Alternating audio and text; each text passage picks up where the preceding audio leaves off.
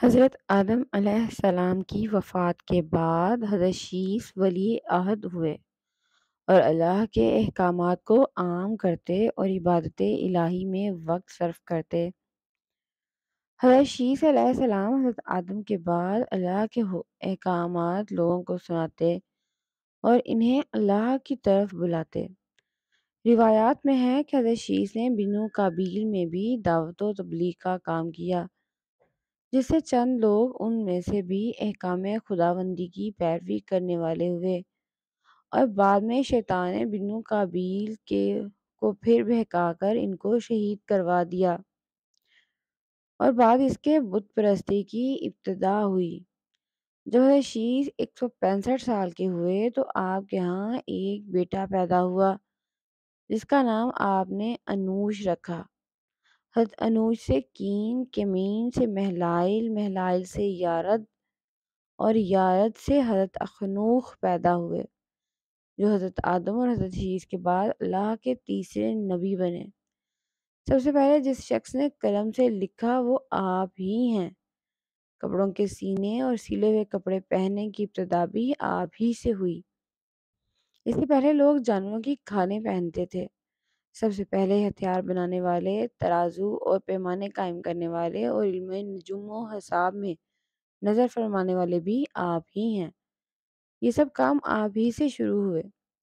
اللہ تعالیٰ نے آپ پر 30 صحیفے نازل فرمائے اور آپ اللہ تعالیٰ کی کتابوں کا بکثرت درس دیا کرتے تھے، اس لیے آپ کا لقب ادریس ہو گیا، اور آپ کا یہ لقب اس قدر مشہور ہو گیا کہ بہت سے لوگوں کو آپ کا اصل نام بھی معلوم نہیں۔ قرآن مجید میں آپ کا نام ادریس ہی ذکر کیا گیا ہے۔ آپ کو اللہ تعالیٰ نے آسمان پر اٹھا لیا۔ بخاری و مسلم کی حدیث میں ہے کہ حضور اکرم صلی اللہ علیہ وآلہ وسلم نے شب معراج حضرت ادریس علیہ السلام کو چوتھے آسمان پر دیکھا۔ حضرت کعب احبار رضی اللہ تعالیٰ عنہ وغیرہ سے مروی ہے، وہ ہر روز پیراہن سیتے تھے اور کسی سے سلائی کی اجرت نہ لیتے تھے، ہر دم سینے میں تسبیح پڑھتے تھے۔ ایک دن وہ اپنے کام سے فارغ ہو کر بیٹھے تو تھے کہ ملک الموت بآرزوئے تمام امرائی سے آدمی کی صورت بن کر مہمان کے طور پر رات کو حضرت ادریس علیہ السلام کے دروازے پر آن پہنچے۔ آپ صائم الدہر تھے۔ جب شام ہوتی تو افطار کے وقت آپ کا کھانا بہشت سے آتا، جس قدر چاہتے کھا لیتے، باقی کھانا پھر بہشت میں چلا جاتا۔ اس دن کا کھانا جب آیا تو حضرت ادریس علیہ السلام نے وہ کھانا اس مسافر کو پیش کر دیا، لیکن مسافر نے کچھ نہ کھایا اور قدم پر قدم رکھ کر عبادت کرتا رہا۔ حضرت ادریس علیہ السلام کا یہ حال دیکھ کر متعجب ہوئے کہ یہ کون شخص ہے۔ اگلے دن حضرت ادریس علیہ السلام نے ان سے کہا کہ اے مسافر، تو میرے ساتھ چل کہ خدا کی قدرت صحرا میں جا کر دیکھ۔ تب دونوں بزرگ گھر سے میدان کی طرف نکلے۔ جاتے جاتے ایک گیہوں کے کھیت میں جا پہنچے۔ حضرت ملک الموت نے کہا کہ چلو چند خوشے کھاتے ہیں۔ حضرت ادریس علیہ السلام نے فرمایا کہ عجب ہے، رات کو تو نے حلال کھانا نہ کھایا اور اب حرام کھانا چاہتا ہے۔ پھر وہاں سے دونوں بزرگ دوسرے باغ میں پہنچے اور وہاں بھی انگور دے کر حضرت ابراہیم نے کھانے کا قصد کیا۔ حضرت ادریس علیہ السلام نے فرمایا کہ تصرف ملک غیر میں حرام ہے۔ پھر جاتے جاتے ایک بکری دے کر حضرت اسرائیل نے کھانے کا ارادہ کیا۔ پھر حضرت ادریس علیہ السلام نے کہا کہ بیگانی بکری کو ذبح کر کے کھانا ممنوع ہے۔ اسی طرح 3 روز تک دونوں باہم گفتگو کرتے رہے۔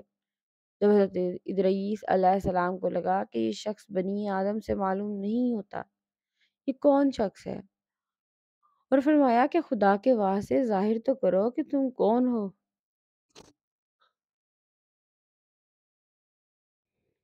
مسافر بولا میں اسرائیل ہوں۔ حضرت ادریس علیہ السلام نے فرمایا کہ تمام مخلوقات کی جان تم ہی قبض کرتے ہو؟ انہوں نے کہا ہاں۔ حضرت ادریس علیہ السلام نے فرمایا تم شاید میری جان قبض کرنے آئے ہو؟ انہوں نے کہا نہیں، میں تو تمہارے ساتھ خوش طبعی کرنے آیا ہوں۔ حضرت ادریس علیہ السلام نے کہا کہ 3 دن سے تم میرے ساتھ ہے، کیا اس عرصے میں بھی تو نے کسی کی جان قبض کی ہے؟ وہ بولے کل جان قبض کرنا ہمارے ہاتھ میں ایسا ہے جیسے تمہارے دونوں ہاتھ کے نیچے روٹی رکھی ہوئی ہو، یعنی جس کی اجل آتی ہے اللہ پاک کے حکم سے میں ہاتھ بڑھا کر اس کی جان قبض کر لیتا ہوں۔ اور بولا ہے حضرت ادریس علیہ السلام میں چاہتا ہوں کہ تیرے ساتھ رشتہ برادری کا کروں۔ حضرت ادریس نے فرمایا کہ میں تجھ سے رشتہ برادری کا کروں گا، لیکن ایک بار موت کا مزہ چکھنا چاہتا ہوں کہ کیسا ہوتا ہے۔ تم میری روح قبض کر کے دکھاؤ۔ ملک الموت نے اس حکم کی تعمیل کی اور روح قبض کر کے اسی وقت آپ کی طرف لوٹا دی اور آپ زندہ ہو گئے۔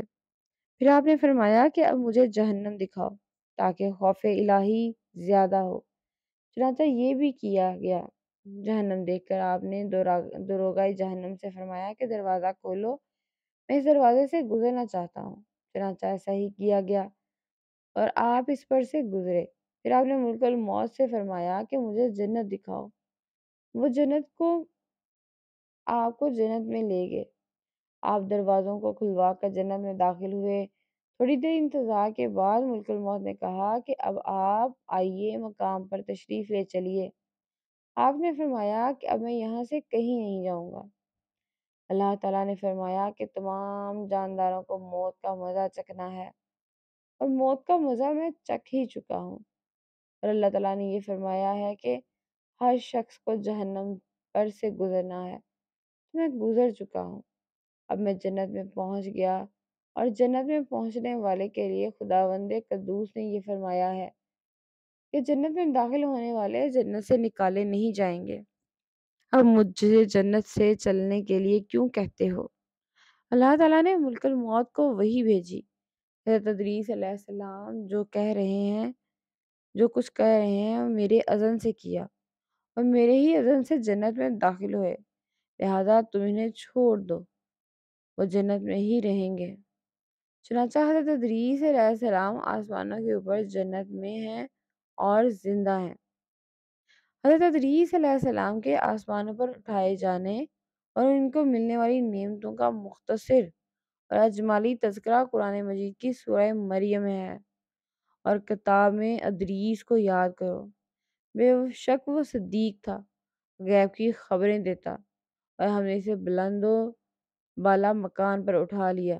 یہ ہیں جن پر اللہ نے احسان کیا، غائب کی خبریں بتانے والوں سے آدم کی اولاد سے۔